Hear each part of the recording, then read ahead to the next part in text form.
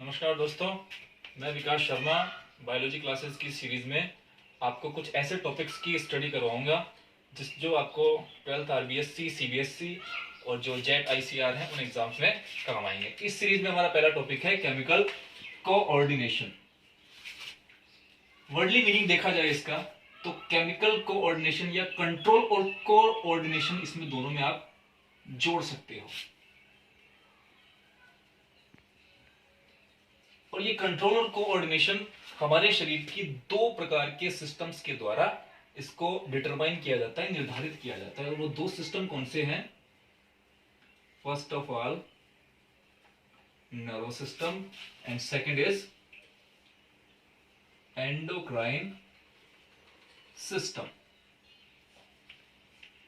क्योंकि ये दोनों सिस्टम एक दूसरे से वेल कनेक्टेड होते हैं, मतलब जो भी ये फंक्शंस करेंगे इनका एक दूसरे से कोई ना कोई अटैचमेंट या संबंध या रिलेशन जरूर होगा।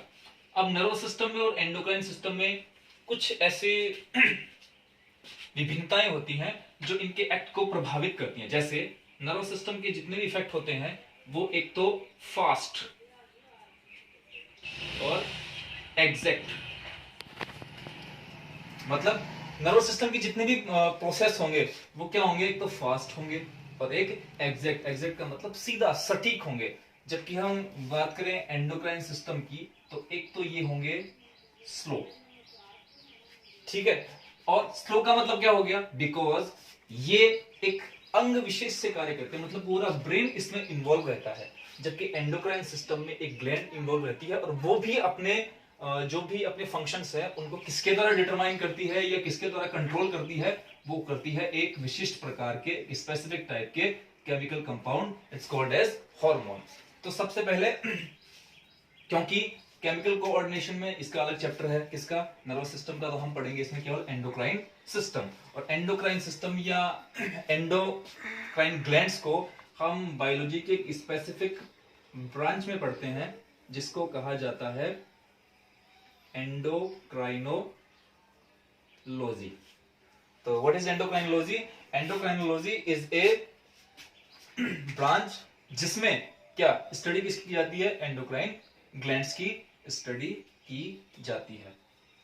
कई बार पूछा जाता है कि फादर ऑफ एंडोक्राइनोलॉजी किसे कहा जाता है, तो इसका सीधा और सबसे सटीक आंसर है थॉमस एडिसन को।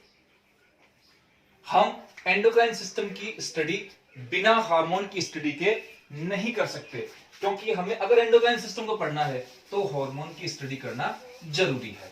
तो पहले हम हार्मोन के बारे में थोड़ा जान लेते हैं कि हार्मोन क्या होते हैं, कैसे कंपाउंड होते हैं, कैसे इनकी फंक्शनिंग होती है।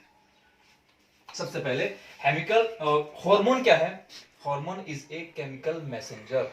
जहां केमिकल शब्द आ गया, it means it's made by किससे? ये कुछ ऐसे केमिकल कंपाउंड होते हैं which is secreted by endocrine glands. तो इसको हम बोल सकते हैं कि these are chemical messenger.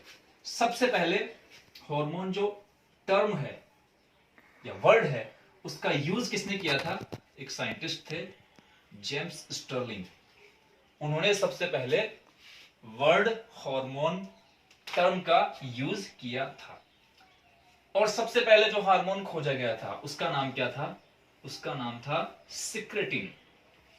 Secretin is the first hormone is discovered by Starling के साथ एक साइंटिस्ट इसमें और जोड़ देंगे, बेलिस। सो बेलिस एंड स्टर्लिंग किसको खोजा था? सिक्रेटिन हार्मोन को खोजा था। और कहां खोजा था? डिओडिनियम या हमारे पाचन तंत्र की ग्रहणी की जो म्यूकस लेयर होती है, या हिंदी में जिसको कह सकते हैं अपन श्लेष्म कला, उसमें इन्होंने सर्वप्रथम सिक्रेटिन हार्मोन को खोजा था। अब बात करते हैं हार्मोन के कुछ स्पेसिफिक कैरेक्टरिस्टिक्स की, कि कैसे हार्मोन किसी एक एंडोक्राइन ग्लैंड से सीक्रेट होकर क्या करते हैं? अपनी परफॉर्मेंस करते हैं। सबसे पहले these are not consumed by food। Vitamins हैं या मिनरल्स हैं, इनकी भी ट्रेस अमाउंट चाहिए होती है अपने को, मतलब बहुत ही कम मात्रा अपने को चाहिए होती है जिससे हम बाई जो भी फिजियोलॉजिकल एक्टिविटीज हैं उसमें वो एक्टिवेट कर सके। लेकिन इनकी भी ट्रेस अमाउंट चाहिए अपने को, कहने का मतलब इनकी बहुत ही कम मात्रा चाहिए, लेकिन इसको हम फूड के द्वारा कंज्यूम नहीं कर सकते। इसका मतलब क्या हो गया, भोजन के द्वारा इनको ग्रहण नहीं किया जा सकता। और जब भोजन के द्वारा इनको ग्रहण नहीं किया जा सकता तो सीधी सी स्ट्रेट फॉरवर्ड बात है कि ये एंडोक्राइन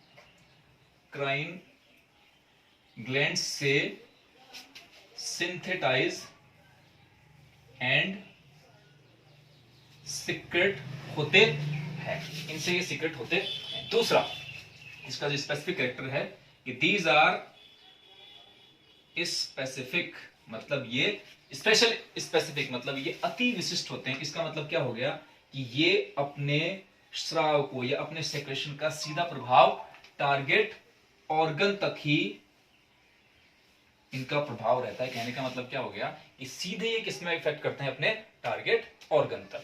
ठीक है, ये है हार्मोन का। वैसे हार्मोन की जो केमिकल स्ट्रक्चर है वो अलग चैप्टर में है जो आगे हम देखेंगे।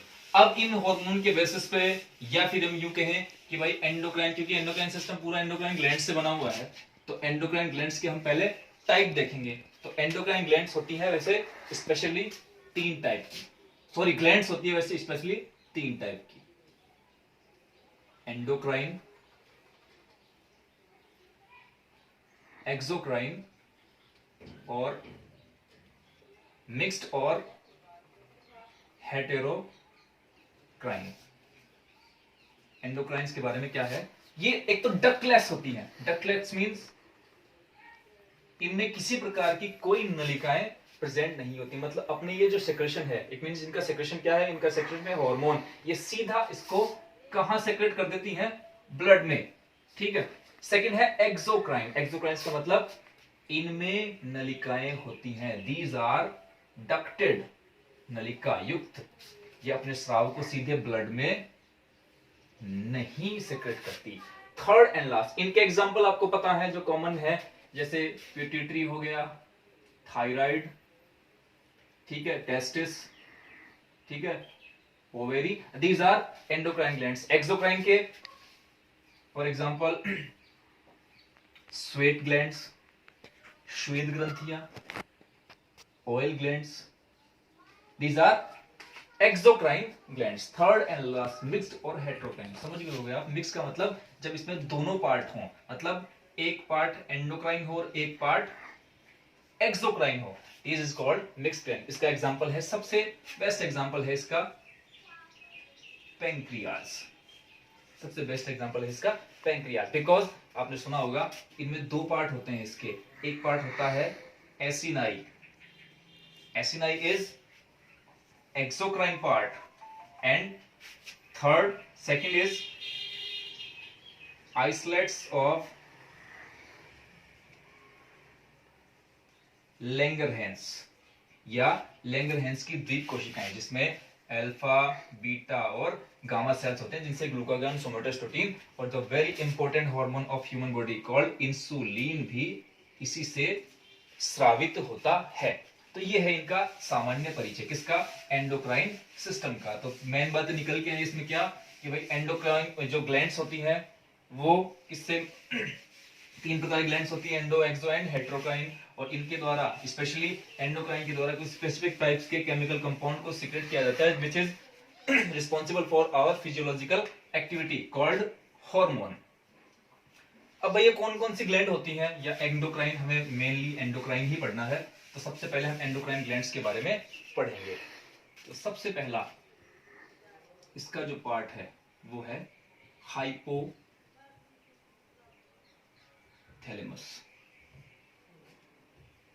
हाइपोथैलेमस क्या है, हाइपोथैलेमस